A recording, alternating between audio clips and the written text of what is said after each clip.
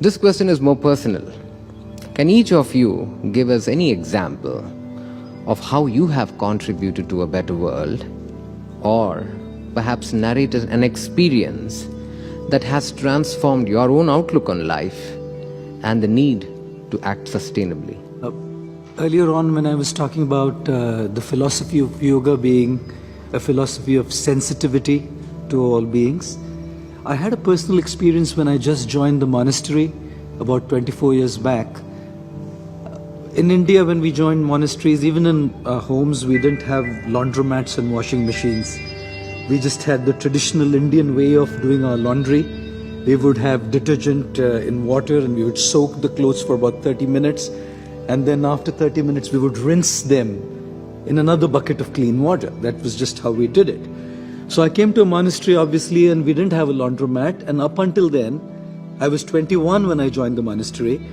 Up until then, the laundry was always done by my mom. So here I was now in a monastery, never ever did my laundry, and I'm confronted with this orientation now of learning how to do my laundry. So I learned it. And one day I remember I had to go for an event. I'd soaked my clothes in detergent and water for 30 minutes. And then I went to the bathroom, now to rinse them in another bucket of clean water. But being a little lazy of who's going to bend down to pull the bucket under the water faucet, I just kicked the bucket under the tap, under the water faucet.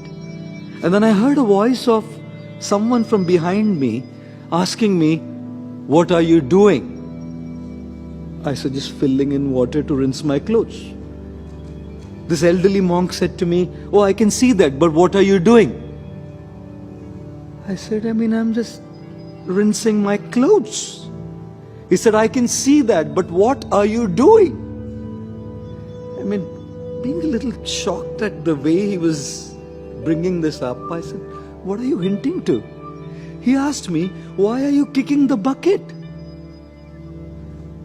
I said, "Look, it's a bucket, not you.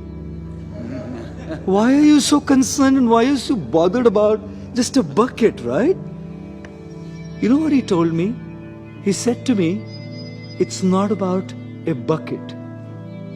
It's about an attitude of insensitivity. If you treat your things insensitively, you will end up treating people, nature, the resources on the globe insensitively as well.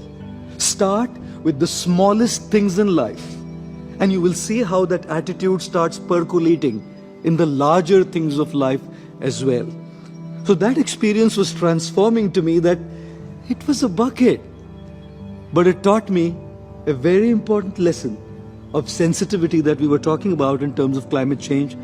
And as he was asking about what, on a personal front, what do I do to contribute in dealing with climate change, I would say there's three things I try. It's just a humble attempt, not that I can never claim I do any of those things. The first thing is, I try to live a life of conscious consumption. We all have to start living a life of conscious consumption.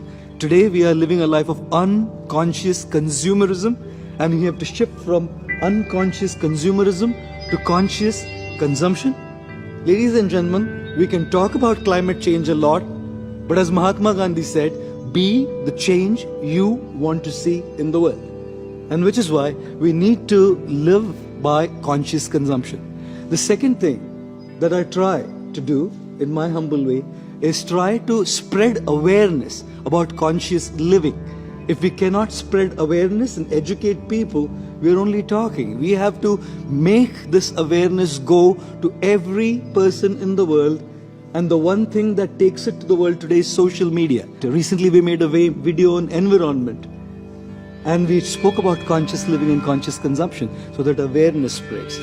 So conscious consumption, awareness of conscious living, and the third, which is a proposal that I have and we are working on it, is conscious production.